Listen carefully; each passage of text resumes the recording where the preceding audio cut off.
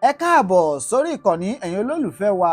Èmi ọmọ yín olólùfẹ́ yín Mr. Packaging ni, ṣùgbọ́n ẹ̀yin tá a mú wá fún wa lónìí kì í ṣe packaging rárá, nítorí pé ẹ ti mọ̀ pé iṣẹ́ òrùfó tá à ń ṣe àti máa ṣèwádìí wa lóní fínífíní kó tó di pa mú nǹkan wá fún èèyàn láti máa jàǹfààní wa níbikíbi tẹ́ bá ti mú wá. Èyí tá a mú wá fún wa lónìí ó jẹ́ nǹkan tó jẹ́ pé ó pọkàn lórí irú, kì í ṣe nǹkan tó jẹ́ pé nǹkan ìdùnnú, ṣùgbọ́n bó ṣe lè hù kó jẹ́ lábẹ́ Ọlọ́run ṣe la máa fọpẹ́ fọlọ́run ní gbogbo nǹkan tó bá ti hù kó ṣẹlẹ̀ nínú ayé. Bàbá wa Alhaji Muyideen Bello, ẹni tá a mọ̀ sí àfáà gbajúgbajà tó jẹ́ pé gbogbo èèyàn ló mọ̀ káàkiri ti jẹ́ Ọlọ́run pé ní ọjọ́ ìní tá à ń sọ yìí, ìròyìn tá à ń sọ yìí ló kàn wá ní yàjóyàjó lóòrọ̀ kùtù ọjọ́ tè ní ẹ̀wọ́ ẹ̀yìn èèyàn jàǹfààní fídíò tá a mú wá fún wa. Tó bá yẹ gbà àkọ́kọ́ ní tẹ̀yìn darapọ̀ mọ́ wa lórí ìkànnì bá subscribe kó like kó comment torí pé kò lè máa jàǹfààní content bí eléyìí lọ. Ẹ farabalẹ̀ kẹ́ jàǹfààní fídíò tá a mú wá fún wa. Ilé bàbá wa Sheikh Muyideen Ajani Bello, ilé bàbá náà ni a wà yìí. Inna lillahi wa inna ilayhi raji'un. N tó dájú ni pé ọ̀dọ̀ Ọlọ́run láti wá, ọ̀dọ̀ ẹ̀ náà láti padà sí. Ilé bàbá ní àkóbọ̀ ibẹ̀ la wà yìí, Sheikh Muyideen Ajani Bello. Ọlọ́run ti pe bàbá sọ́dọ̀ láàárọ̀ yìí. Ọlọ́run ti pe bàbá sọ́dọ̀ láàárọ̀ yìí. Ibẹ̀ la wà yìí o.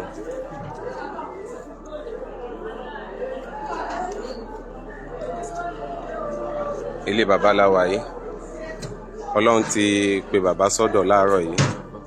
Ọlọ́run kó bá wa yọ́nú sí wọn, kó bá wa gba àbọ̀ wọn, kọ́lọ́run bá wa gba àbọ̀ wọn, kọ́lọ́run bá wa gba àbọ̀ wọn.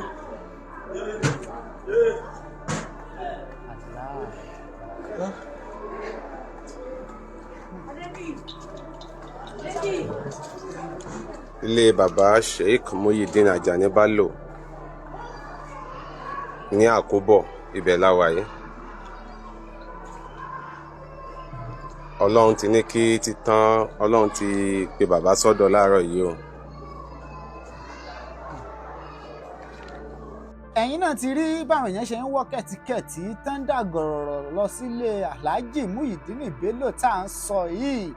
Ẹ rí pé ó dàbí pé ìgbésí ayé tí bàbá yìí lífù àṣà olóyìnbó, ó dàbí ìgbésí ayé tó jẹ́ pé ó wuwu ni lórí, ó wuyì láwùjọ, torí pé bàbá tá à ń sọ yìí ó mọ̀yàn káàkiri lórílẹ̀‐èdè àti orílẹ̀‐èdè kọ̀ọ̀kan. Ẹ̀yin náà wọ́n báwọn yẹn ṣe ń dàgbù wọ́n ṣe ń dàlẹ́ lórí ẹ̀. Ó dàbí pé iṣẹ́ ọwọ́ bàbá tá à ń sọ yìí nílé ayé ó dàbí pé ó dára, ó wá kú òun okò Ọlọ́run kọ́lọ́run lè dùn àìkú bá àtẹ̀wọ̀n sáfẹ́fẹ́ rere.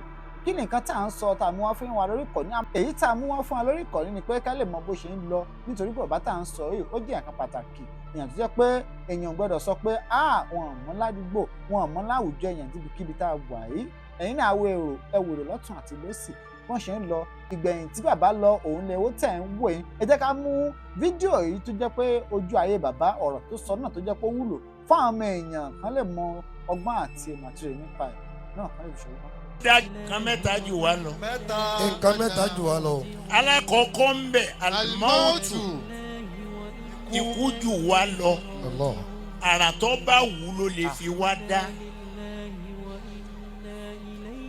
Ó sì ṣòro ó dágbére pé lágbájá ń tẹ̀rí ní sọ̀rọ̀ òun. Ẹ̀rí pé ń sọ̀rọ̀ bí ẹni tí ń dágbére, kò dágbére kankan. Ọ̀rọ̀ tó bá ń jáde lẹ́nu ẹ̀ lásán la kàn ń gbọ́. Bẹ́ẹ̀ bá sọ fún pátárẹ́ ìlú ń bọ̀ lálẹ́ yóò sàkúò níbi tó wà. Ikú jù wá lọ o. Ikú jù wá lọ. Ẹlẹ́ẹ̀kejì ń bẹ. Ogbó jù wá lọ. Allahu Akbar.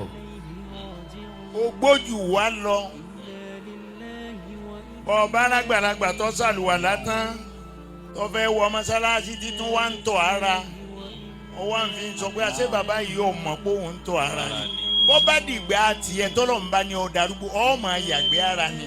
Wọ́n máa ń nú àmírí òun náà kí sí o. Ẹ gbọ́ ọ̀rọ̀ tó ń jáde lẹ́nu bàbá tá à ń sọ yìí. Ọ̀pọ̀lọpọ̀ ló ti gbé sí comment section pé ṣé bàbá yìí ti mọ̀ pé òun máa jọ́ lọ́rùn òun pè ní, pé ṣó ti mọ̀ pé òun máa lọ bá àwọn ancestor àṣà olóyìnbó. Ẹ gbọ́ ọ̀rọ̀ tó ń sọ yìí, ọ̀rọ̀ yìí ọ̀rọ̀ jẹ́ kàbìtì. Ọ̀rọ̀ tán wá ń sọ pé eégún àtìró wọlé èèyàn àtìró jáde. Ṣé kàn jẹ́ ká ti mọ̀ pé èèyàn tó ṣe àtìró wọlé ní eégún àtìró tó jáde? ẹwọ́ ẹ̀yin yẹn jẹ́ ká rò opinion ní comment section gẹ́gẹ́ bá fàdúrà náà bàbá tá à ń sọ yìí lọ́wọ́ torí bàbá tá à ń sọ ó gbìyànjú ìgbà tá a ṣèwádìí a rí pé ìlú Ìbàdàn níbi tá bí bàbá yìí sí ìyẹn Alhaji Muyideen Bello tá à ń sọ yìí ó dẹ̀ jẹ́ nǹkan tó yẹ kó ń ṣiṣẹ́ bí iṣẹ́ teaching kó tó di pé ó join Islamic ìgbà tó dẹ̀ rí pé ìlànà bẹ́ẹ̀ bá lára mu ló fi pé ó ń tẹ̀síwájú nípa ètò máa kọrin ètò Islamic náà wọn lámọ̀ pé bàbá yẹn ń ṣe ẹ̀yìn èèyàn wa bàbá yìí jẹ́ nǹkan tó yẹ kó mọ̀ ẹ̀ lákàkiri kódà ìfẹ́ tá à ń sọ yìí pọ̀ àpọ̀jù ó ju ti ààrẹ orílẹ̀-èdè lọ torí bàbá tá à ń sọ yìí ó ń tú ó ń já nípa àṣẹ Ọlọ́run ọba ìgbìmọ̀ rẹ̀ ẹ wo ká máa dẹlẹ̀ rere fẹ́ni tó ti lọ kádà àwa tá dẹ̀ wà láyé náà kára máa ṣe dáadáa nítorí pé dáadáa ló pé ìkà ò pé ẹ̀yin náà gbọ́ ẹ̀rù farabalẹ̀ ẹ̀yin náà ti fojú ayé rí nǹkan tó ṣẹlẹ̀ nínú ọ̀rọ̀ tá à ń sọ yìí tó bá dẹ̀ jẹ́ pé ìgbà àkọ́kọ́ ní tẹ́yìn darapọ̀ mọ́ lórí ìkànnì bá a subscribe kó like kó comment torí pé kó lè máa jẹ àǹfààní content kó lé nígbàkigbà àti òrèkóòrè tá a bá ti mú létà fẹ́ràn láti máa jẹ àǹfààní wa ẹ̀yin èèyàn ẹ farabalẹ̀ gẹ́gẹ́ bá a ṣe ń sọ káàrọ̀ máa ṣe ní ayé ọdún rèé tó ń bọ̀ lọ́nà a máa ṣe jẹ́jẹ́ nítorí pé gẹ́gẹ́ tá à ń wò yìí ó sì dájú pé ká máa ṣe wọn nígbà jù lọ ẹ̀yin èèyàn ẹ jẹ́ káàrọ̀ máa ṣe wọn dáadáa a tún máa pàdé nígbà míì ká ṣe dáadáa ẹ̀yin olólùfẹ́ wa ó dàbọ̀.